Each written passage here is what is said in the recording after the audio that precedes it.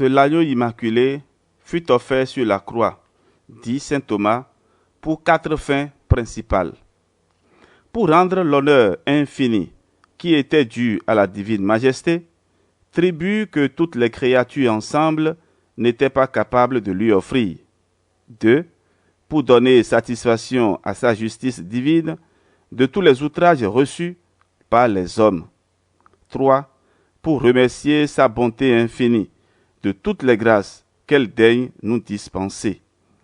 4. Enfin, pour obtenir les autres grâces nécessaires à notre salut. Frères et sœurs bien-aimés, c'est encore pour ces mêmes fins que Jésus-Christ revient chaque jour sur les autels sacrés et renouvelle dans le sacrifice non sanglant de la messe l'offrande qu'il a déjà faite de son précieux sang sur le calvaire. Par là, chacun comprend l'excellence et la sublimité d'un pareil sacrifice que le Concile de Trente appelle l'action la plus sainte qui se puisse faire dans l'Église.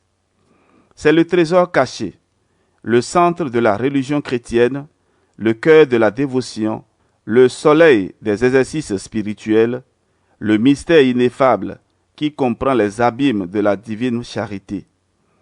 Toutes les fois qu'a lieu ce saint sacrifice, autant de fois ce divin agneau offre son sang inestimable à son divin Père après l'avoir déjà versé sur le calvaire pour nous sauver.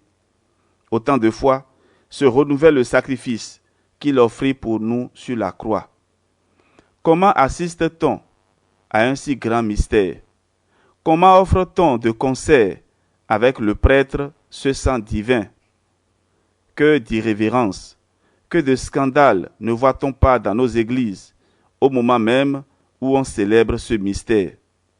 On peut dire de tant de chrétiens présents à ce sacrifice qu'ils y sont, comme les Hébreux sur le calvaire, c'est-à-dire pour outrager Jésus, pour ouvrir de nouveau ses blessures, pour verser de nouveau son sang, au moment même où ils devaient l'offrir pour leur salut, le verser pour leur propre condamnation. Combien le sang de Jésus-Christ accuse ces âmes inconscientes. Vous, âmes dévouées à ce précieux sang, soyez attentifs à ce grand mystère. Offrez avec une foi vive, avec une ardente charité, ce sang de sacrifice pour vous et tant de malheureux pécheurs. Par ce sang adorable, rendez au Père éternel l'honneur qui lui est dû. Rendez-lui les plus affectueux remerciements.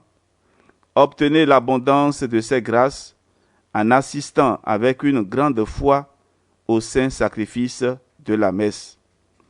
Que vos délices soient de vous tenir avec une modestie exemplaire dans les églises où se célèbre ce sacrifice, comme faisait saint Charles Borromée, qui disait que son seul bonheur, son paradis sur la terre, était de demeurer dans l'église et d'assister au saint autel. C'est pour nous un exemple. Saint Homobon vivait à Crémone dans la profession de marchand. Non seulement il évitait la fraude et l'injustice, mais sa charité envers les pauvres lui avait généralement mérité le nom de Père des pauvres. Extrêmement adonné à la prière, il allait chaque nuit à l'église de Saint-Égide pour assister avec une grande dévotion aux matines, après lesquelles il restait très longtemps agenouillé devant une image de Jésus crucifié. Venait ensuite le moment de célébrer la messe. Il y participait dans un grand recueillement. Le jour arriva enfin où il devait recevoir la couronne dont il était digne. Il était allé, selon sa coutume, dans l'église où il récita Mathilde et fit l'oraison aux pieds de son Seigneur crucifié. La messe ayant commencé, il se jeta la face contre terre au moment du gloire à Dieu. Personne n'y fit attention, car c'était son habitude. Mais quand on vit qu'il ne se relevait pas à l'évangile, on crut qu'il était endormi. On voulut le réveiller, on s'aperçut alors qu'il était mort. Le bruit s'en répandit aussitôt. Le peuple accourut en foule. Dieu fit briller sa sainteté par un grand nombre de miracles. Fin de la méditation de ce jour. Ensemble, prions.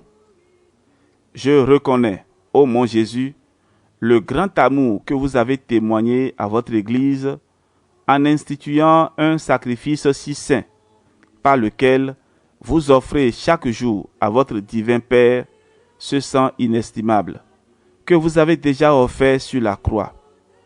Mais je reconnais aussi l'irrévérence avec laquelle j'assiste le plus souvent à un tel mystère et le peu de dévotion avec laquelle j'ai entendu jusqu'ici la Sainte Messe.